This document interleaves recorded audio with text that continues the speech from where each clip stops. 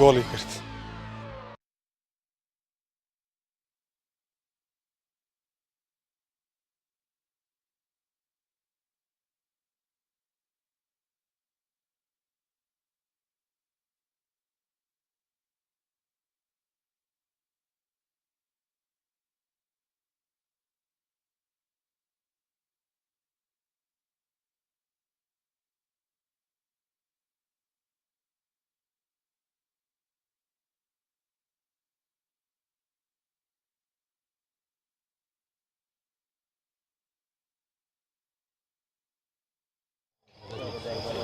بەڵێ دووبارە سلااوتان لێ ببینێرانی بەڕێز و خۆشەویست دوایی ناوبڕێک هاتینەوە لاتان و درێژە بە بەرنامەکەمان دەدەین. پێش ئەوەی بچین لای ئەو میوانە بەڕێزانە مامۆستا مەڕوان چەند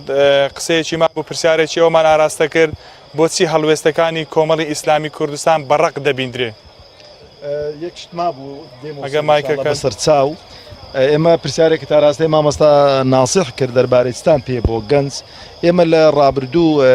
سێ پرۆژەمان پێشکەش کردبوون تایبەت بوون بە گەنجانی ئەو وڵاتەمان. یەکەمیان پێشینەی هاوسەرگیری کە تایبەتە بە گەنجان بە خۆتان دەزانن ژیانی دروستکردنی خانەوادە لەوە دەست پێ دەکاتن ئەو پێشینەیە. ئەوجا قەرزی پێشینەی خانوبەرە کە هەر تایبەتە بە گەنجان بە خۆتان دەزانن ئەگەر زەواج بکاتن پێویستی بە خانوو دەکاتن ئەوجا قەرزی بچووکیش بە هەمان شێوە و چەندان پرۆژەی دیکەشمان پێشکەش کردووە خوازیارمە و فراکسیۆنی کە دەچێتە پەرلەمانی کوردستان ئەوەی لە بەرچاو بێتن بۆی کە خزمەتی هەموو چینی توێژەکان بکرێتن بەبێ فەرق و جیاوازی. دەربارەی ئەو پرسیارەی بەڕێزت ئایا کۆمەڵی ئیسلامی عینادە وەکو بڵێ لەسەر هەڵوێستەکانی خۆی نا کۆمەڵی ئیسلامی خاوەن دیدگایەکی ڕاست و ڕوونە خاوەن مووقیفێکی جوانە خاوەن پرۆژەی خۆیەتی لەبەرەوەش بەڕاستی کۆمەڵی ئیسلامی چاو لە هیچ لایەنێکی سیاسی ناکاتن تاوەکو هەڵوێست بنوێنێتن. لەبەرەوەش هەڵوێستەکانی کۆمەڵی ئیسلامی هەر جارە و تەماشا دەکەی لەگەڵ لایەنێکی سیاسی لەوانەیەکی گربێتەوە. لەبەرەوەی کۆمەڵی ئیسلامی استراتیجێتی بڕیاردانی استراتیجێتێکی تەندروستە. لەبەرەوەش ئێمە بەڕاستی کاتێک کە بڕیارمان داوە سیاست بکەین لە بەغدا و لە هەرێمی کوردستانی سیاستکردنەکەمان بڕیارمان نەداوە بە ئارەزووی لایەنە سیاسیەکان بێتن بڕیارمان داوە لە بەرژەوەندی خەڵکی هەرێمی کوردستان بێتن. لەبەرەوەش لە پەرلەمانی کوردستان هەر پرۆژە یاسایەک هەر بڕیارێک هەر شتێک بەرژەوەندی گشتی لێ بوو بێتن فراکسیۆنی کۆمەڵی ئیسلامی لەگەڵیدا بووە و هەر شتێکیش یاساس شوێنی بوو بێتن پێچەوانەی بەرژەوەندی خەڵکی هەرێمی کوردستان بوو بێتن فراکسیۆنی کۆمەڵی ئیسلامی دژی بووە. ئەگەر هەڕەشەشمان لێکرا بێتن ئەگەر تموحش خرابێتە بەردەستی و خەڵکی چاومان نە لە تموح بووە نە لە هەڕەشەش ترساوین و ئاخر مووقیفی کۆمەڵی ئیسلامیش ئەوەی کە بەڕێز مامۆستا ئەحمەد حاجی ڕەشید کە خۆی کاندید کرد بۆ جێگری دووەمی سەرۆکی پەرلەمانی بەغدا بە خۆتان بینیتان کە هەڵایەکی ئەعلامی لەسەر کەوتەوە وڵاتانی دراوسێ تەداخولیان کرد. کۆمەڵی ئیسلامی قەناعەتی بە سیاسەتی خۆیەتی قەناعەتی بە هەڵوێستەکانی خۆیەتی وە خوازیاریش هەموو لایەنە سیاسەکان ئاوا سیاست بکەن بەڵام سیاسەتەکە لە بەرژەوەندی خەڵک بێ. هەر کاتێکی هەڵوێستەکانی کۆمەڵی ئیسلامی ئەگەر هەموو قیادەش بڕیاری دابێتن لەگەڵ بەرژەوەندەکانی خەڵک تێک بگیرێ کۆمەڵی ئیسلامی لە هەڵوێستەکانی خۆی پەشیمان دەبێتەوە لە بڕیارەکەی خۆی پەشیمان دەبێتەوە و داوای لێبوردنیش لە خەڵکو جەماوەر دەکاتن. بەدەست خۆش مامۆستا ئاسیحدێمە لای جەنابێت یەکێک لە خاڵەکانی بەرنامەی کار لیستی کۆمەڵی ئیسلامی کوردستان هاتووە کار دەکەین بۆ دابینکردنی خۆشگوزەرانی بۆ کۆی گشتی خەڵکی کوردستان و سوینین لەو سامانە سروشتیە زۆرەی کە هەرێمی کوردستان هەیە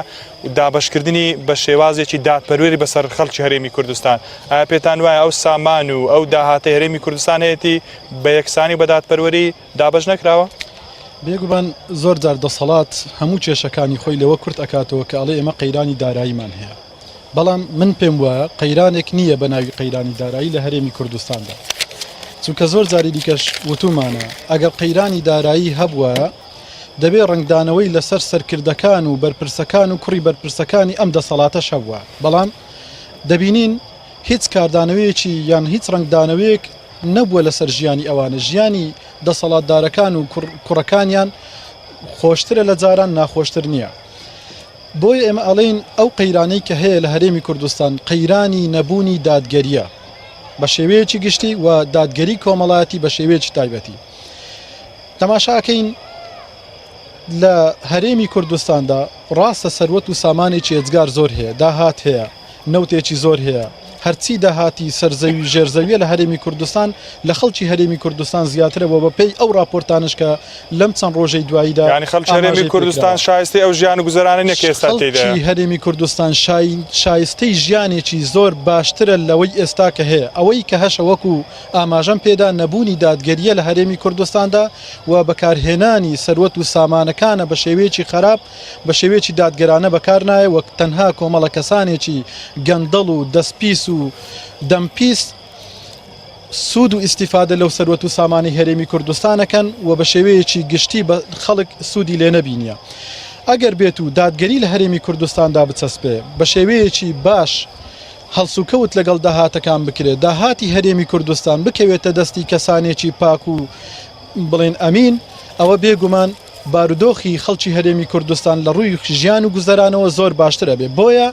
بڵێن بە خەڵک دەدەن کە ئەگەر بێتەوە متمانەی خەڵک بەدەست بێنن یەکێک لە خاڵە سەرچیەکانی کارنامەی لیستی 1994 کۆمەڵی ئیسلامی داکۆچیکردنە لەسەر چەسپاندنی دادگەری و منیش بەخۆم دروشمی خۆم کاتێکە وەکو هەر کاندیدێک دروشمێکی دیاریکراوی خۆی هەیە دروشمەکەم بریتیە لە بەدەنجی ئێوە دادگەری دەچەسپێنین ئەو بەڵێنەش کە ئەیدەین تەنها بەڵێنێکی بێکردار نییە ئێمە هەر بەڵێنێکماندا بەر لەوەی بەڵێن بە خەڵک بدەین کە ئەو کارانە جێبەجێەکەین سەرەتا ئێمە بەڵێن بەخوای گەورە ئەدەین بەرپرسیارین لە بەردەم خوای گەورەدا لەسەر ئەو بەڵێنانەی کە بە خەڵکی هەرێمی کوردستان ئەیدەین پاشان بەرپرسیارین بەرامبەر بە خەڵکی خۆمان ئەو بەڵێنانە ئەکەین بەکردار بەڵام چۆن کاتێک بەڵێنەکانمان ئەبن بەکردار خەڵک دەستبارگرمان بێ خەڵک کە گلەی هەیە لەو بارودۆخە هەوڵی گۆڕانکاری و چاکسازی و پاکسازی بدا بەوەی کە دەنگ بدا دەنگ بەلایەنێک بدا کە ئەمین و دەستپاکن ئەگەر ئێمە هەر بەو ژمارەکەمەی کورسی دووبارە بچینەوە پەرلەمان بە دڵنیاییەوە بارودۆخ بە 6 کورسی پەرلەمان چاک نابێ خەڵکی هەرێمی کوردستان کە ئێوێ ژیانێکی خۆشگوزەرانی هەبێ ئێوێ بارودۆخی باش بێ و مرۆڤی دەرەجەیەک و دەرەجە دوو نەبێ لە هەرێمی کوردستاندا هەمومان وەکو یەک سوود و ئیسیفادە لەو داهات و سەروەت و سامانانە بکەین ئەبێ دەستبارگر بێ و دەنگ بدا بەو لایەنانەی کە لە خەمی خەڵکن کە لە بەرەی خەڵکن کە لە بارودۆخی خەڵک تێگەن بەڵام وەکو ئاماژەم پێدا ئەگەر بێت و هەر بەو ژمارەکەمەی کورسی وەکو دەگوترێ ناکرێتەوە باری تڕێلت هەبێ و بەڵام تایپایسکلت هەبێ بەو شێوازە ئێمە ناتوانین گۆڕانکاری بکەین و بارودۆخی خەڵک چاک بکەین بەڵام ئەگەر بێت و ئێمە ژمارەی کورسیەکانمان زیاد کرد خەڵک زیاتر هاتە سەر سندوقی دەنگدان زیاتر متمانیان بە خەڵکدا بێگومان ئێمە ئەتوانین بارودۆخی خەڵک چاککەین چونکە لە ڕابردووشدا بەرپرسەکانی ئێمە زۆر بەڕون و ڕاشکاوی دیارە لە بەردەم هەموو خەڵکی هەرێمی کوردستان کە بەرپرسەکانی ئێمە دەستپاک بوون و ئەمین بوون هیچ کاتێک کەمترین گەندەڵیان لەسەر ئاشکرا نەبووە چ ئەو ئەندامانی کە لە پەرلەمانی هەرێمی کوردستاندا بوون و چ ئەوانەی لە حکوومەتدا بوون بینیمان لە ڕابردوودا تەنها تاکە وەزارەتێک لە دەستی ئێمەدا بووە دۆست و نەیارەکانمان شاهێدی ئەوە دەن کە زۆر بە دڵسۆزانە کارەکانی خۆی ڕای کردی و هیچ کەسێک نەیتوانێت تا ئێستا پەنجەی تۆمەت درێژ بکالە بۆ بەرپرسێکی کۆمەڵی ئیسلامی بڵێ لە فلانە شوێنەدا فلانە دزیەت کرد فلانە گەندەڵیەت کرد بەو شێوازە سەروەت و سامانی ئەو خەڵکت لە پێناو بەرژەوەندەکانی خۆت بەکارهێنا ئێمە سەربەرزین بەوە هەر بەو سەربەرزیش ئێمە بە بەردەوامی ئەچینەوە ناو خەڵکی خۆمان داوای دەنجیان لێ ئەەکەین ئەتوانم بڵێم زیاتر لە هەموو لایەنەکانی دیکە کە ئێستا لە هەرێمی کوردستان لە ناو پرۆسی هەڵبژاردنداین و بانگەشاکەن ئەندامانی کۆمەڵی ئیسلامی و کاندیدانی کۆمەڵی ئیسلامی زۆر ڕووسورانە و سەربەرزانە لە هەموو لایەنەکانی تر زیاتر داوای دەنگ و متمانە لە خەڵک ئەکەن چونکە ئێمە ڕابردوومان پاکە و داهاتووش ئینشاءڵڵا بە پاچی ئەمێنینەوە دەست خۆش مامۆستا دەمەوێت بچمە لای ئەو میوانە بەڕێزانە کە دووبارە سوپاسیان دەکەین ئامادە بوون لێرە ئەوانیش پرسیاریان هەیە دەمانوێت بەرنامەکەمان دەوڵەمەند بکەن چێ پرسیاری هەدەمانەوە لە لای خوشکانەوە دەست پێ بکەین چونکە هیچ کاندیدێکی خوشکان لێرە نییە با ئەوان نەڵێن مافمان خوراوە چێ پرسیاری هێوانەی پێشەوە چێ پرسیاری هەیە دەتوانێت پرسیار و بۆچنەکانی خۆی بخاتە ڕوو بەنای خدای گەورە میهرەبان دەنگت بەرزکەوە بۆی دەنگت بە باشی ببیسترێ بەنای خدای گەورە میهرەبان بە خێراتنی هەموو ئەو بەڕێزانەکەم پرسیاریم بۆ مامۆستا ناسیحە دیارە بە پێوەی من لە ناو ئافرەتانم ڕێژەیەکی باشی ئافرەت وحدیدایە کە دەنجی بە مامۆستا ناسیحی بدا دەمەوێت لێی بپرسم پرۆژەی چێبی ئینشاڵڵا گەر تۆ پەرلەمانی لۆ ئافرەتان دەست خۆش مامۆستا ئەگەر پرسیارەکان لە لای خۆتان بنووسنەوە دواتر وەڵامی پرسیارەکان دەدرێتەوە دەست خۆش چی تر پرسیاری هەیە سەرەتا بەخێراتی میوانە بەڕێزەکان دەکەم پرسیارێکم ئاراستەی مامۆستا مەڕوان دەکەم لە 4 ساڵی داهاتوودا دەیانهەوێت چی بکەن بۆ قوتابیان بۆ چینی خوشکان بەرنامەکانتان چییە؟ زۆر سپاس. دەستخۆش چێتر با لای خوشکانتەوە بێ پرسیارەکانی ئاراستە بکەن دواتر دەستان خۆش چێ مامۆستا لێرە فەرموو ئەو مایکەی بدەنە دەست ئەگەر هەڵچتە سەر پێ دەست. بەڵێ بێست و نەجیم سپاس بۆ بەشداری پێکردنمان. پرسیارەکە بۆ مامۆستا مەڕوانە ینی زۆر باسیەوەیەکرێت سیاست و بازرگانی لەگەر یەکتر تێک هەڵ نەکرێت چکە زۆرشی سیر و عجیبی لە ناوڕۆدا یەک لەو شتا عجیب و سەیرانەوەیە لە ڕابردووی یانگۆ 6/5 ئارامە ینی پارە گۆڕینەوەی 6/5 بەڵام ئێستا ئێمە ڕۆژانە هەمومان 5/6ەکەی نەک 6/5 ینی ڕۆژانە کارتێکی $5 ئەکری دەبی 6,000 ناری دە یەکسەر 1,000 نار لێتزن دواتر ئەگەر 10,000 بکرێەوە 2,000 نار لێتزرێت ئەگە زیاتر بکری زۆر زیاتر هیوادار مامۆستا بۆمان ڕوون بکاتەوە ئایا کۆمەڵی ئیسلامی لە ئایندە ئەتوانی ئەو پارە دزینەی خەڵک ئەگەر چەنە بێ کەم کاتەوە یان شتێکی تر ئۆفەرەکانیشان ڕۆژ بە ڕۆژ مستەواکەیتە چیتە سەریانی ئۆفەرێک دێڵێ 5,000 نار ئەو مانگە 5,000 داخلەکەی مانجی داهاتوو دەبێ 7,500 داخلکەی مانجی داهاتوو دەبی 9 ململانە هەیە لە نێوان تۆڕەکان ئەو تۆڕەی بەدڵ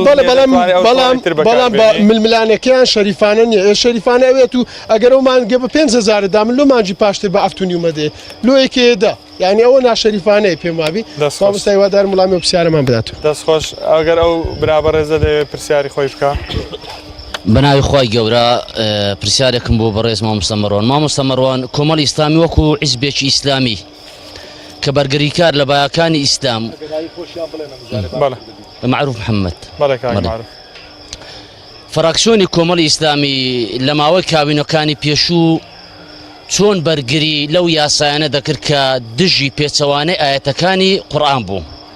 وەکو حیزبێکی ئیسلامی. دوو زروریەتی کۆمەڵی ئیسلامی چییە لە پەرلەمان؟ کۆمەڵی ئیسلامی بۆ زرورە لە پەرلەمان بی؟ جیاوازی چییە لە بینی کۆمەڵی ئیسلامی و حیزبەکانی دی؟ وهروە قسە چییە بۆ ئەو کەسانەی کە ئەگە ببینن مامۆستایەکی ئاینی لەسەر لیستێکی ئیسلامی خۆی کاندید بکە شتەکەی زۆر لێ گەورە دەکەن بەڵام ئەگە مامۆستایەکی ئاینی لەسەر حیزبێکی عیلمانی خۆی کاندید کە زۆر بەلایەنەوە ئاساییە بەڵکو بانگەشەشی بۆ دەکەن کە دەنجی پێ بدەن. سێەمم قسە چییە بۆ ئەم خەڵکە بە هەموو چین و توێژەکان بە مامۆستایانی ئاینی بە ڕۆشنبیرانەوە بە پیاوانی ئەوانەی خۆیان بە پیاوی ئاینی دادەنێن کە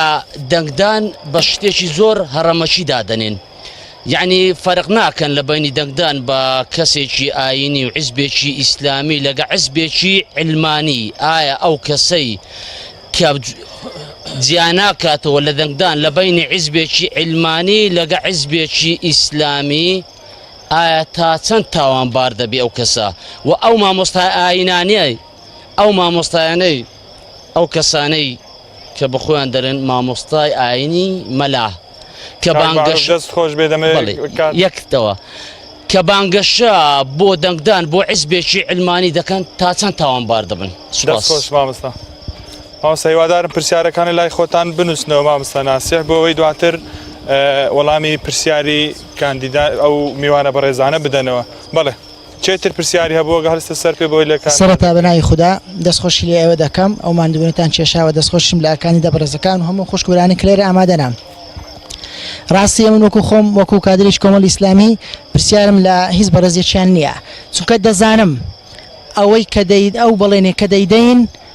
بە پشتیوانی خۆدا بەڵێ بە پشتیوانی خوددا ئەو بەڵێنانەی کە کاندیدە بەڕێزەکان و قیادەی کۆمەڵی ئیسلامیش دەدام چونکە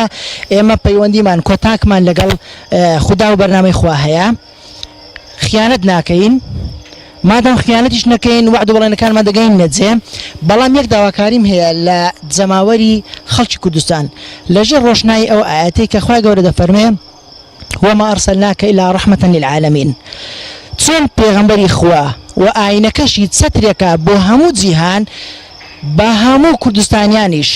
بە هەموو ئاینزاکان و هەموو چینی توێژەکان باوا بزانن کۆمەڵی ئیسلامی چەترێکە بۆ هەر هەمویان بەبێ جیاوازی بە عیلمانی و بە ئیسلامیەکانیشەوە و بە هەموو چینی توێژەکان بە ئەم جارە کۆمەڵی ئیسلامی تاقیب بکەنەوە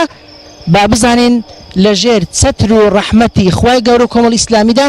ژیان و سایەت چۆنە لە کوردستان و دەستخۆشتانە دەکەم سوپاس. دەستت خۆش زۆر سپاس مامۆستا بڵێ. بەناوی خوا مامۆستا بەڕێز مامۆستا مەڕوان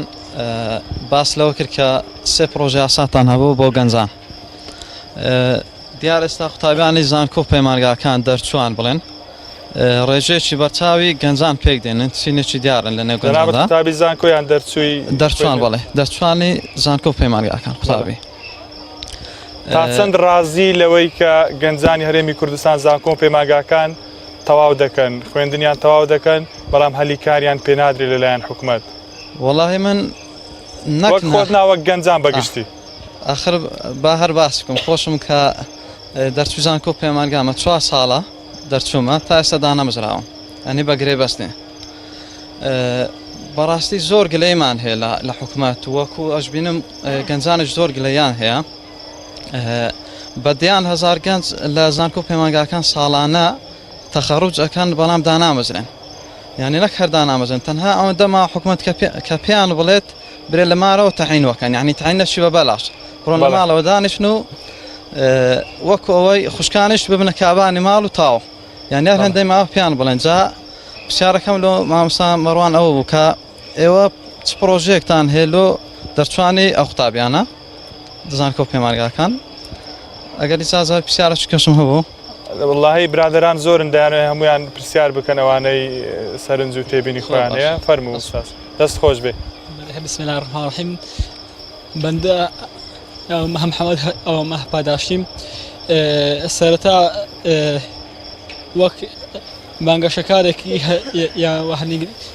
هەلیستی کۆمەڵی ئیسلامی هیوای سەرکەوتن بۆ هەموو ئەو کاندیدان نەخوازم ئەوم هەبوو پرسیارێکم هەبوو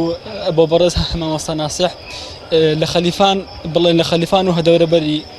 بەشێکی زۆر لە قوتابیان و هەم دەرچوو و هەم یعنی نزانم وەڵاهی ئێستا کەش کە هەدەرچوون وە قوتابین هیوایەکی زۆریان لە سەرجەناب هەچنی و هەبەڵێنی هەدەنگدان بە تۆ داوە تۆ هەوە کاندیدەک نزانم وەڵاگە هەچووی هەلۆ ئەوەی پەرلەمانی کوردستان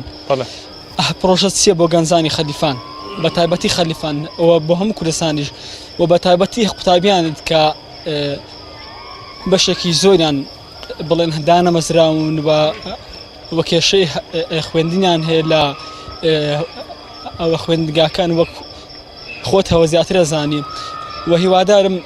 دەست خۆش ئوستاز پرسیارەکەت گەیشت کە مامۆستا ناسیح پلانی چی دەبێت بۆ گەنجان بەگشتی و بە تایبەت گەنجانی خەلیفان کە کۆمەڵی خەڵک و وەک خۆت دەڵێ گەنجان بەڵێنیان پێداوە. سەرەتا بە خێراتنی میوانە بەڕێزەکان دەکەم وەڵا پرسیارێکم هەیە لە بەڕێز مامۆستا مەڕوان گەڵاڵی پرسیارەکە لێرەدا ئەوەیە کە حیزب ئەلمانیەکان لە مێژ ساڵەکە ڕەخنە و گلەی و گازندا ئاراستەی حیزب ئیسلامیەکان دەکەن کە لێرەدا مەبەستم پێ کۆمەڵی ئیسلامیە گلەی و ڕەخنە لەوە دەکەن کە گوایە کۆمەڵی ئیسلامی مزگەوت و مەلا بۆ بەرژەوەندی مەسلحەتی خۆیان بەکاردێنن کەچی لەم هەڵبژانە حیزب ئەلمانیەکان بە ئاشکرا مزگەوت و مەلا بۆ بەرژەوەندی مەسلحەتی خۆیان بەکاردێنن ئەوەش لە کاتێکدا کە شتێکی سروشتی تەبیعیە کە حیزبێکی ئیسلامی کە لە بەڕۆشنای قورئان و سونەت لەژێر بەیداغی لا ئیلاهە ئیلا الله محەممەد ڕەسوول الله دامەزراوە بەردەستەکەری ئیسلامە بەناوڕۆک نەک بەناو کە ئیسلام بۆ خزمەت بەکاربێنی و مەلا بەکاربێنی هەڵیان بژێری بەڵام ئەوەی کە شتێکی ناسروشتی و نامەنتیقیە غەیرە تەبیعیە ئەوەی کە حیزب ئەلمانیەکان بەردەوام بە ڕۆژی ڕووناک دژاتی خوا پێغەمبەر و ئیسلام دەکەن کەچی لەو لاشەوە مەلا و مزگەوت بۆ بەرژەوەندی خۆیان بەکاردێن. زۆر سپاس پەیامەکەت گەیشت بۆی یەک پرسیاری کە وەردەگرین مامۆستا فەرموو. بسم الله الرحمن الرحیم پێشەچی بە خێراتنی کەناڵی پێیام و هەموو میوانە ئازیزەکانەکەم زۆر سپاسی هەموو لایەکەکەم ئەمە پرسیارێکم ئاراستەی مامۆستا مەڕوانەکەین پاشا ئەو حیزبانەی دەسەڵات لۆ هەتاکو و کاتی انتخابات نەبی پرۆژە جێبەجێ ناکەن ئیشێک ناکەن کارێک ناکەن بەڵام کە هاتە سەربەرنی انتخابات جارێک قیڕەکەن جێشی پێیان بکرێکەن ئەگە ماوە هەندە ساڵەیە ئەگە ئەو پرۆژە ئەو شتیانە ئەگە بەردەوام بکرن خەڵک کوردستان هێشتا نەقس نابوو هەندی ئەو هەندە ڕۆژە کۆخەمان دەکەن. بەڵێ دەست خۆش وڵای کاتمان زۆر کەماوە ئەگەر یەک بەڕێزی کە پرسیارێک بکە ئەو گەنجە لە مێژە دەستی هەڵبڕیوە باش فەرموو. بەس بە کورتی بێ و برابە ڕێزەش پرسیاری خۆی بک و کۆتای بە پرسیارەکانی دێن بۆی کاتە بێ ئەوانش وەڵام بدەنەوە. یەک پرسیار بە مامۆستا ناسی چیان هەیە بۆ مامۆستایانی ئاینی کە بە نەعەق دوورخراونەوە لە مینبەر؟ دەستخۆش پرسیارەکە لەوانە دەستخۆش ئەو براش پرسیار بکە کاتەکەمان زۆر کەم. بەناوی خوا گەورە و میهرەبان بە خێراتنی میوانی بەڕێزەکان دەکەم بە خێراتنی تۆڕی میدیای کۆمەڵ ئیسلامی دەکەم بەخێر بن سەر چاوان ماندوو نەبن کۆڵ نەدەن بەردەوام بن. پرسیارم هەیە بۆ مامۆستا موسلیم دەربارەی کۆمیسیۆن کە چەند بەڵگانامەیەکی بڵاو کردوێتەوە کە دەنگدەر دەتوانێت دەنجی پێ بدا کە بریتە لە پاسپۆرت و هەروەها کارتی نیشتیمانی کە لەو سنوورە تا ئێستا دەستی پێ نەکرایەوە هەروەها جنسیە کە خەڵکی مەلەو دەڤەرەی زیاتر پێشی بە هەویە دەنجدا ئایا دەتوانن لەو ئەوزارە بە هەویە دەنگ بدەن؟ ئێستا ما وەک خۆمان لە ماڵە دوو نەفەرمان هەیە کە هیچ کام لەوانیان نییە عنی چکراوە بۆ ئەمە ئەگەر کاتم پێ بدەی پەیامێکشم هەبێ بۆ گەنجە ناڕازیەکان مامۆستا کاتمان زۆر کەماوە بۆەوەی بتوانن وەڵامی پرسیارەکان بدەنەوە. یەک دقە مەزالم دەی پەیامێکم هەیە بۆ گەنجە ناڕازیەکان سیستەمی ئەو جارەی کۆمیسیۆن سیستەمێکی جیاوازە کە سیستەمی تاکبازنەیە جیاوازە لە سیستەمی جاران کۆی دەنجی ناڕازی بڵێن و ناڵێن دەکەوێتە سنووری سلێمانی ئەگەر کۆی دەنج کە بۆ هەر ئەندام پەرلەمانێک پێویستە بە پێی ڕێژەی دەنگدەران دیاری دەکرێت کە کۆی گشتی کۆ دەکرێتەوە.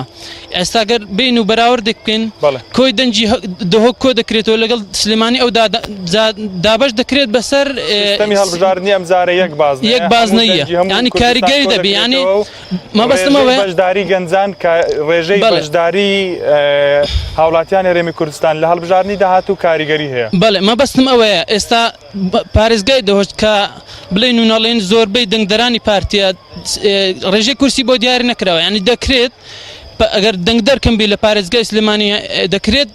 بە تەنها دەهۆک 40 کورسی بەبەر بکەوێت ینی هیوادارم گەنجە ڕێژەی بەشداری کردن یەک بازنەیە هیوادارم گەنجە ڕازەیەکان بە ڕۆحانەتی تۆڵەکردنەوە بەشداری بکەن ئەم جارە بڕۆن بە زۆر سپاس بە هەمووتان ببورن وەڵاهی کاتەکەمان بەشی وەڵامەکان ناکە ئەگەر بێت هیچکە پرسیار بکەم بۆەوەی وەڵامەکان بە باشی بدرێنەوە. مامۆستا موسلیم پرسیارەکان زۆربەی ڕوو لەوان بوو بەڵام ئەو پرسیارەی کە ئاراستی جەناب بکرا ئەگەر وەڵام بدەیەوە دواتر دەچێت لای مامۆستا مەڕوان و مامۆستا ناسێ. ئەو جارێ لە مەسەڵی دەنگدان ئەوەی کە تەزە کۆمیسیۆن بڕیاریدایە یان ئەوە تەیە کارتی نیشتیمانی بێت یان جنسی عراقی بێتن یا خود جەواز سەفەر بێتن ئەوە کۆمیسیۆن وەکو یاسایەک ئەوەکو بنەمای تەسپاندیتی دەنگدەری بەڕێز کاتێک کێسە سەر سندوقانی دەنگدان ئەبێژە لەم سیانەی پێبیت یان جنسی عراقی یاخود کارتی نیشتیمانی یاخود جەواز سەفەر. ئەگەر لەو حاڵەتە ئەگەر هات و کەسێک جەواز سەفەری نەبوو یاخود بڵێن جنسی نەبوو گەنجێکە مەسەلەن عمری 18 ساڵە 90 ساڵە جنسی دەرنەهینەیە لەو حاڵەتە ئەتوانێت جنسیەی بابی بەکاربینیت لەگەڵ نفوسی خۆی بیبات بۆ لای بنکانی دەنگدان ئەو کاتوانێت دەنجی خۆی داتنەوە شێوەیە. بەڵێ دەست خۆش مامۆستا مەڕوان ئەو پرسیارانەی ئاراستی جەنابت کرا بۆی وەڵامی هەمویان بدەوە بە کورتی وەڵامیان بدەوە سپاس وەڵام سپاسی ئەو خوشکە بەڕێزانە دەکەم و برایانی عزیزیش دەکەم. جارم پێم خۆشە خوشکە بەڕێزەکان برانی عزیزم هەندێک لە پرسیارەکان ئەرچی حکومەتن بۆی کە ئەرکەکانمان لێ تێکەڵاو نەبن چونکە پەرلەمانتار ئەمن گەلێک زار بەو خوشک برایانەی خۆم گوتووە ئاگاتان لێ بێ بەڵێنێک نەدەن کە ئێوە نەبێتن کە ئەرچی حکومەتە لەبەرەوەی زۆر جار دەبینی کە لە بانگەشەی هەڵبژاردن ئینسان تووشی هەڵەیەکی استراتیجی دەبێت دەڵێ ئاوا دەکەم وەکو بینیم برادێک لە دەڤەری ئەو لای دەیگۆ ژن بۆ نازانم چەندان دێنم و هەموو ساڵێ ئاهەنگی سەد ئەوەی نظام دنیا کرد بۆ شامی شەریفکەوەی شارەزانە بێ دەڵێ بکاکە سەرۆت و سامانی ئەو دەوڵەتەی لە بندەستی ویە ڕەنگە بەو بەڵێنەی دەنجی کۆمەڵێک گەنج بە خۆی ڕاکەتەوە ئەوە چاواشەکردنی شاریعەت چاواشەکردنی خەڵک و جەماوەرە چکۆمە دەزانینەوە بە پەرلەمانتار ناکرێت ئەو وعد و بەڵێنانە. یەکەم خەندەخان پرسیاری کرد چی دەکەن بۆ خوشکان و بۆ قوتابیان تا بنێمە چاکترین و باشترین پرۆژه یاسا خەندەخانی شاڵەگەر خوای گەورە بۆمان سالکە ئەو فراکسیۆنەی کۆمەڵی ئیسلامی کە دەچێتەوە پەرلەمان چ پرۆژەیەک لە خزمەت ئافرەتان دابێ لە خزمەت خوشکان دابێ لە خزمەت قوتابیان دابێشی لەسەر دەکرێتن بەڵام دەکەوێتەوە جێبەجێکردن دەکەوێتەوە سەر حکومەتی هەرێمی کوردستان دەبێت فشاری لەسەر دروست بکرێتن لێرانە ئەندامێکتان لە لیژنەی پەروەردە هەبوو یەکێک بوو لە ئەندامە هەرەکان کە خزمەتی زۆری بە چین و توێژی قوتابیان کردووە. شکریە خانە من لێرانە بەڕاستی و کوسەرۆکی فراکسیۆنی کۆمەڵی ئیسلامی زۆر سوپاسی دەکەم ڕۆڵێکی زۆر چالاکانەی هەبوو و توانی خزمەتێکی زۆر بەو چینە بکاتن و لە خزمەتیاندا بوو و من لێرانەش تەکلیفێک لە خوشکان دەکەم بەعام خوشکانی هەرێمی کوردستان چاویان لەو خوشکانەی کۆمەڵی ئیسلامی بێت کە کاندیدن کاتی خۆی من لەوانەیە برایانیش گلەیان لێکردوم کە سەرۆکی لستەکە بووم داوایەکم لێگوتم با خوشکانمان بەدەنجی خۆیان بێنە پەرلەمانی کوردستان بۆی کە نەڵێن وڵا خێریان پێکراوە لەبەرەوەی خوازیاریشم ئەو هەڵبژاردنەش خوشکانی بەڕێزمان بە گڕوتینێکی چاکەوە متمانە بەو خوشکانە بدەن خوشکی زۆر چالاک لە لیستی کۆمەڵی ئیسلامی داهەن ئەوەی تری مامۆستا دکتۆر بێستون بالفعل ما دکتۆر گیان سیاست و تجارەت لە هەرێمی کوردستان تێکەڵاو کراوە لەبەرەوەی من دەڵێم ئەو بەرپرسانەی هەرێمی کوردستان لە گەورەترین بەرپرس تەماشەکە بە موچەی خۆی ناتوانێتن ئەو سەڵتەنەتەی کە دروستی کردو دروستی کاتن چ وەزیرەکان چ پەرلەمانتارەکان چ ئەندام مەکتەب سیاسیەکان چ سەرکردایەتیەکان ئەگەر بەداهاتی حرام نەبێتن بە دەستوەردان نەبێت لە تیجارەتێکی ناشەرعی ناتوانن ئەو سەڵتەنەتە ئەو خۆشی و خۆشگوزارانی بۆ خۆیان دابین بکەن لەبەرەوەی هەموو شتەکان بە حزبی کراون و ئەو تیجارەتەی کە دەکرێتن کۆمەڵە شخصێکی دیار لە هەرێمی کوردستان لی سوودمەند بن لە هەرێمی کوردستان 170 شەریکەی دەرمانیان داناوە 140 شەریکە هی دوو حزبی دەسەڵاتدارە 6 بەچل دابەشیان کردووە و خراپترین کوالێتی ئەوەشە کە بۆ خۆیان بە شاهیدی بەرنامەکانی خۆیان کە لە کەناڵەکانی خۆیان پێشکەشیان کرد لەبەرەوە تەماشا دەکەین ئەوە بەڕاستی وەکو جەناب دەڵێ هەرچی دەستی بۆ دەبێ ڕوتانەوەی و خەڵکەیە فێڵ لەو خەڵکەی کردنە حتا لە تۆڕەکانی پەیوەندیکردن ئەتۆ قسە دەکەی نیو دەقەتەوە نابێ دەی پچڕێندی کە پچڕاندی پارەکەی دەباتن کە دەیکەوە جارێکی دیکە هەشتا و قسوور دیناری دیکە دەباتنەوە تاڵانکردن و دزیکردن لەو خەڵکە ڕەش و ڕوتەی خوازیارم ئەوە یعنی وای لێ بکرێ یاسایەک دەربکەین لە پەرلەمانی کوردستان وەکو گوتم مەوش بەتەنێ بێمە ناکرێ هەموو فراکسیۆنەکان ئەو کەسەی کە سیاست دەکاتن بۆی نەبێت تیجارەت بکاتن یعنی تاجیرەکان جیاواز بن لەگەڵەوەی دیکە پرسیاری دیکەی مامۆستا بە کورتی وەڵامی پرسیارەکان بدەیەوە سپاس بەسەر چاو ئێمە کە مامۆستا معروف دەڵێت چۆن بەرگری لەو یاسایانە دەکەن کە دژیان ڕادەوە بەرامبەر بە ئیسلامی ئێمە هەر یاسایە کات بێتە پەرلەمانی کوردستان لەگەڵ ئیسلامدا تێک گیرابێ دژی ڕاوەستاوینەوە و بەشێکیش مڕاعاتی فراکسیۆنە ئیسلامیەکان کراوە ئەسڵەن نهاتوونە پەرلەمان یەکێک لەو یاسایانە کە زۆر داکۆچیان لەسەر کرد مەسەلەی قەرز و کە قەرزیان وەردەگەر ڕیبای داتە سەر قسەی خۆمان کرد و مداخلەی خۆمان کرد دوای شۆڵەکانی پەرلەمانمان بەجێهێشت و پرۆژە یاسایەتیشمان پێشکەش کرد بۆی کە بلۆکردنی سایتەکانی کە بێڕەوشتی و خراپە و خراپەکاری بۆ وڵاتەمان بڵاو دەکەنەوە بوونی ضرورەتی بوونی کۆمەڵ لە پەرلەمان بەڕاستی زانایان گوبڕۆن تەماشای فتوواکانیان بکەن بەوازبی دەزانن خەڵکی چاک و باش لە پەرلەمانی کوردستان بێ بۆی کە بتوانن ڕۆڵێکی چاچیانە بە یاسایەک دەرنەچێت لەگەڵ نەگۆڕەکانی ئەو دینەتێک بگیرێتن بوونی مەلا لە لیستەکانی دیکە وەکو بەخۆ وەڵامی داوە کاک سعدوڵڵا یعنی عازباتی نییە کاکە مەلا لە لیستی ئیسلامیەکاندا بێت چکە ئێمە لەگەڵ مامۆستایانی ئاینی یەک منهەج و یەک بەرنامە و یەک پەیڕە و هەڵگیری یەک وەکو فکرین و هەردووکمان میراتگری پێغەمبەرین عەلەیهی سەڵات وسەلام بەڵام بوونی مامۆستایانی ئاینی بەداخەوە دەڵێم لە لیستێکی ئەلمانی کە لەگەڵ ئەسڵی عەقیدە و بیر و باوەڕەکەی تێک دەگیرێت دەبێت بۆ خۆیان وەڵامی خۆیان بدەنەوە دەست خۆش مامۆستا دووش دیکە مابوون بە کورتی ئەو برانی بۆی گلەیمان لێ نەکەن پرۆژەی کۆمەڵ بۆ قوتابیانی دەرچوو ئەوشکو گوتمەوە دەکەڕێتەوە سەر توانای ئەو حکومەتە کە جارێ دەبێ حکومت داهاتەکەی شەفاف بێ ئەو داهاتەی کە دیار بوو قەناعەتم وایە هەموو دەرچوان شوێنی خۆ لە شوێنی شایستە دادەمەزرێن یعنی ئێستانەکەم کێشەی ئەو وڵاتی ئێمە کە داهاتەکەی دیار نییە لە بەرەوەی کە داهاتەکەی دیار نییە دووش هەرێمی کوردستان گەورەترین کێشەیەوە هەلی کار بۆ خەڵک فراهەم نەکراوە شەریکەمان نین بۆی کە خەڵکی لێ تاعیم بکەین و مامۆستایانیش لە شوێنی خۆیان دەوام بکەن ئاخر پرسیاریش ئەوەی کە مامۆ کاک سعدوڵڵا باسی کرد ئەمی بەڕاستی پێم سەیرە لەلایەکی کە دەڵێن کاکە نابێ ئیسلامیەکان مزگەوت بەکاربێنن نابێ ئیسلامیەکان شوێنەکانی ئەو بەکاربێنن بەڵام بۆ خۆیان مامۆستایەک دینن دەچی دوور کەعات نوێژ دەکا لە مزگەوت و ڕوو لە خەڵکی دەکا خەڵکی نەدەنگ بە فڵانکە حزب بدەنە من دەنجی پێدەدەم یان خودبە مامۆستاوە لە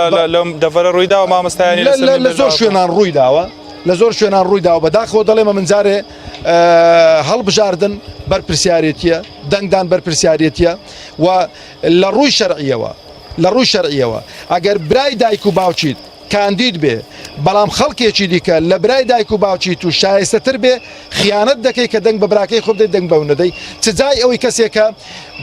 گوێی خۆی کەڕکە بەرامبەر بەو هەموو بێشەرعیانەی کە دەکرێن گوێی خۆی کەرکە بەرامبەر بەو هەموو دزی و جەردەیانەی کە دەکرێن لەبەرەوەی لە لستی دەسەڵاتدارە نەتوانن نەقە بکاتن چ وەڵامی خوا دەداتەوە لە ڕۆژی قیامەت سڕای چاواشەکردنی خەڵکی بڵێ وەڵا هەموو وەکو یەکن نەخێر هەموو وەکو یەک نین خوای پەروەردگار تەبارەک و تەعالا دەفەرمێ ئەفەنەجعل المسلمین کالمجرمین ما لەکم کەیف تحکمون یعنی دەیان و سەدان حەدیث و ئاەتی دیکە هەن پێم خۆش نییە بچمە سەریان بەڵام خوازیارم خەڵکی هەرێمی کوردستان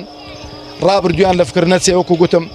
بەو پرۆژانەی کە ئێستا دەکرێن هەڵمە خەڵەتێندرێن وەزارەتەکان لە چێن دەرێن زۆر کەم دەمەوێت دواوتەی جەنابەت پێش ئەوی مامۆستا جوابی پرسیاری برادران بداتەوە دواوتە دوا داواکاری لە خەڵکی کوردستان چییە کە دوا دەرفەت دەبێت بۆ جەنابەت دواوتەی من دەڵێم هەر کەسێک کە حکومەت بوو ئیسلامی بێ یان ئەلمانی بێ خزمەت گوزاریەکانی پێفرۆشنەوە بەردەبارانیان کرد چونکە حکومەتێک ئەگە خزمەتی خەڵک نەکە حکومەتێک ئەگە کارەبا دابین نەکە حکومەتێک ئەگە ئاو دابین نەکە حکومەتێک ئەگە نەوت دابین نەکە حکومەتێک پێشینە بۆ خەڵکی دابین نەکە ئیشی چییە باوچێک بە باوکایەتی خۆی منداڵەکانی خۆی بەخێونەکە منداڵەکان باوکەکە لە ماڵەوە دەردەکەن بەداخەوە دەڵێم ئەو حکومەتێکە ئەو هەموو دزی قۆرخکاری لە هەرێمی کوردستان کردووە بەڵام دێ دەڵێ کاکە ئاوامان کردو ئاوامان کردو کاکە هەمووتان دزی ئەوەی کە واجبە لەسەرتان بتان کردبایە نەتان کردووە لەبەرەوە خوازیارم خەڵک بەو قسانە هەڵ نەخەڵەتێ وە سزای ئەوانە بدەن کە 27 ساڵە ئەو ناخۆشی و ناسۆریان بەسەر وڵاتە داهێناوە دەستان خۆش بێ و خوازیاریشم لستی 1994 کۆمەڵی ئیسلامی متمانەیەکی بعد بەدەست بێنێتن بۆی خەڵک فێری مووقیف و هەڵوێز ببێتن بەڵام خەڵچینە ئەمە قسە بێەوە دەڵێم واللهی ئەو لستەی کۆمەڵی ئیسلامی فراکسیۆنی کۆمەڵی ئیسلامی خوا نەخواستا خۆمە بەردەوام دەبین لەسەر ئەو ڕێبازی خۆمان والله یەک کورسیش نینینەوە ئەو قسانەی کە کردومانن هەردەیان کەین ئەو مووقیفانەی بوومانن هەردە بۆ چووکە پەرلەمانتاری ئەوانە بەوەسیلە دەزانین بەڵام بزانن کە کەم بکەنەوە خەڵک بێتاقەت دەبێت لە مووقیف نواندن خوازیارم بە گوڕوتینێکۆ بچن فراکسیۆنی کۆمەڵی ئیسلامی لەسەروی تەوەقعی خەڵکیەوە بێت دەست خۆش مامۆستا ناسیە و پرسیارانەی ئامادەبووان لە جەنابەتی کرد دەتوانی وەڵامیان بدەیەوە بەڵام ئەگەر بە کورتی بۆی بتوانانی وەڵامی هەمویان بدەوە سپاس پرسیاری کردیتان بۆ ئافرەتان پێەیە طبعا مامۆستا ئاماژەی بە شتێکی زۆر باش کرد کە کاری پەرلەمانی دەبێت جیا بکەینەوە لە کاری جێبەجێکردن طبعا پەرلەمان دەسەڵاتی یاسادانانە و دەسەڵاتی جێبەجێکردن نییە تا کۆمەڵە شتێک جێبەجێ بکە یان بۆ نمونە موچە دابین بکە فلان بکە پیسار بکە زۆر جار بەڵێنی گەورە بە خەڵک درا بەڵام بەداخەوە ئەو کەسەی کە کاندید بوو نەی ئەزانی کاری پەرلەمانی چییە چ ئەکات چی پێکرێ بۆیە دەبێ بزانین کە کارەکان لە یەکتر جودا بکەینەوە کاری پەرلەمانی کاری یاسادانانە بەڵام لەگەڵ ئەوەشدا لە یاسادانانیشدا ناکرێ ئێمە دەستەوەسان ڕابۆستین بەرامبەر بەو کەم و کوڕیانەی کە لە ژیانی خەڵکدا هەیە و بە تایبەتی خوشکان دیارە خوشکانی ئێمە بارێکی یەجگار قورسی ژیانی کۆمەلگیان لەسەر شانە هەم دایکن هەم خوشکن و کارەکانی دیکەش ئێستا وەکو جارانیە کە زۆر کاری دیکەشەکەن وەکو کاری فەرمانبەری ئەوانە بەڵام ئەوەی تێبینیم کردبێ سەبارەت بە خوشکان بە تایبەتی بەو دایکە بە ڕێزانەی کە فەرمانبەرن لە ناوەندەکانی خوێندن یان لە دام و دەستگاکانی دیکەی حکوومەت ئەبینین بەشێکی زۆریان مەحرومە بن لە کۆمەڵە ماف و ئیمتیازاتێک بە تایبەتی لەو حاڵەتانی کە ئەبن بەدایک ئێستا ئێمە لە هەرێمی کوردستاندا دوو جۆر فەرمانبەرمان هەیە فەرمانبەری گرێبەستمان هەیە و فەرمانبەری هەمیشەییمان هەیە طبعا هەردوو زۆریان چ فەرمانبەری هەمیشەیی بن یان فەرمانبەری گرێبەست بن هەمان ئەرک و ماف هەمان ئەرچیان لەسەر شانە ئەو کارانەی کە فەرمانبەرێکی هەمیشەیی ئەیکا فەرمانبەرێکی گرێبەستی شەیکا چ لە دەرزگوتنەوە بیان لە هەر کارێکی دیکەبی بەڵام لە پێدانی ماف و ئیمتیازاتدا هەندێک جار ئەوانەی فەرمانبەری گرێبەستن کۆمەڵێک مافیان خوراوە ئێستامە زۆر جار گوێمان لەوە ئەبێ کە کۆمەڵە ئافرەتێک هەیە چەند ساڵێکە بی ژیانی هاوسەرگیری پێکێناوە بەڵام لەبەرەوەی گرێبەستە تا ئێستانەی هێڵاوە منداڵیان ببێ لەبەرەوەی ئافرەتی گرێبەست کاتێک کە منداڵی ئەبێ مۆڵەتی دایکایەتی پێنادرێت دەبێت ڕاستەوخۆ بگەڕێتەوە سەردەوامەکەی خۆی چەند ڕۆژێک مۆڵەتی پێدرێ و تەواو لە کاتێکدا فەرمانبەری هەمیشەی ماوەی ساڵێک زیاتر مۆڵەتی پێدرێ ئێمە کارەکەین بۆ یەخستنی مۆڵەتی دایکایەتی لە هەرێمی کوردستاندا بە پێی یاسا ئەوەی کە پێمانەکرێ بۆ ئەوی فەرمانبەری هەمیشەوی فەرمانبەری گرێبەستیش هەمان ئەو ماف و ئیمتیازاتانیان هەبێ لە بەرامبەر ئەو کارانەی کە ئەنجامی ئەدەن بۆ قوتابیان و بۆ گەنجان طبعاً ئەوەش بە هەمان شێوە ئەوەی کە لە توانای ئێمەدا ئێمە هەوڵ دەین وەکو لە کارنامەی لیستی کۆمەڵی ئیسلامیشدا ئاماژەی پێدراوە هەوڵ دەین بۆ دابینکردنی هەڵی کار بە یەکسانی بۆ هەموو خەڵک و بە تایبەتی بۆ چینی گەنجان بۆ دەرچوانی زانکۆ پەیمانگاکان ئێمە زۆر شتمان پێ ئەکرێ ئەگەر بمانەوەی هەڵی کار دابین بکەین لە هەرێمی کوردستاندا ژمارەیەکی ێجگار زۆر کارگە و کۆمپانیا هەن بەڵام لە کاتی بڵێن هێنانی کرێکاردا پشت بە کرێکاری بیانی ئەبەستن کرێکاری ناوخۆیان فەرامۆش کردووە گەنجی ناوخۆیان ئێمە هەوڵە بە پێی یاسا ئەوەی کە پێمان بکرێ هەڵی کار لە بۆ گەنجان دابین بکەین لە شوێنە گشتی و کەرتی تایبەتیش بە شێوەیەکی گشتی ئەو پرسیارەی کردنی بە تایبەتی ئەوانەی کە لە مینبەرەکانەوە دوور خراونەتەوە ئێمە هەمومان ئەزانین من کوڕی مامۆستایەکی ئاین کە مامۆستایە لە ساڵی 97ەوە لە مینبەرەوە دوور خراوەتەوە لەلایەن دەسەڵاتەوە لە حەق بێژی لەسەر ڕەخنەگرتن لە شەڕی ناوخۆ ئەو کاتێک کە شاری خۆشەویستی ڕەواندوست لەلایەن هێزەکانی یەکێک لەو لایەنە دەسەڵاتدارانە تۆپبارانەکرا خەڵکیان ئازارەدرا باوکم مامۆستا مەلا فەتحوڵا خەلیفانی یەکێک بوو لەوانە کە هیچ کەسێک ئەتوانم بڵێم کەم بوون ئەوانەی کە ئەوێران هەڵوێز بنوێنن ئەو ئازانە و دلێرانە لەسەر مینبەردا ڕەخنەی لەو بارودۆخە گرت دیفاعی لە خەڵکی بەشمەینەتی هەرێمی کوردستان کرد بۆیە لەسەر ئەم هەڵوێستە جوامێران و مەردانەی لە مینبەر دوور خرایەوە ئێمە ئێمە هەوڵەدەین مامۆستا بەڕێزانە بە هەر شێوەیەک بێ بگەڕێنەوە سەرکاری خۆیان و هەوڵەدەین بە پێی یاسا لە پەرلەماندا یاسایەک دەربکرێ کە پارێزبەندی بە مامۆستایانی بەڕێزی ئاینی بدرێ بۆ ئەوەی هیچ کەسێک نەتوانێت جورئەتی ئەوە نەکاشکۆی مامۆستایانی ئاینی بشتێنێ و بە ئارەزوی خۆی شەقتێ هەڵدانیان بکات.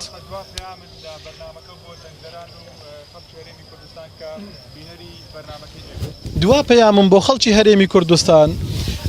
داواتان لێ یەکەم بە گوڕ و تینەوە بچنە سەر سندوقەکانی دەنگدان بۆ ئەوەی بتوانین داهاتوویەکی پرشەنگدار بۆ ئەو خەڵکە بنیاد بنین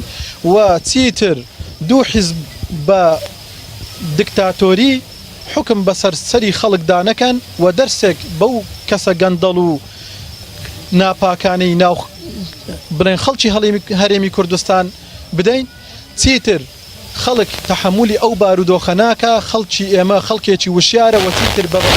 ئێوە بڕواناکە و دەبێ بیسەلمینن کە خەڵکی هەرێمی کوردستان ئیتر کانیا و سەرابی لێ تێکەڵ نابێ و بە بەڵێنە درۆکانی دەسەڵات جارێکی دیکە بڕواناکە و ئیرادەی گۆڕانکاری خۆیان بەسەر ئیرادەی دەسەڵاتدا بسەپێنن.